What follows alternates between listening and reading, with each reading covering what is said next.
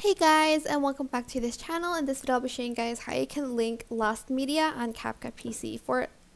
So for instance, you have moved your file into a different folder. Unfortunately, you can't find out where it is. You do have to know that you have moved that file into a different folder, or for instance you deleted it.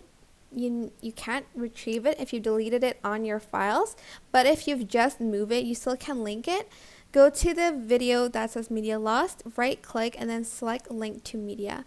Then you are going to go to that folder and you're going to select the media, and you're just going to press open, and as you can see, the media is linked back again.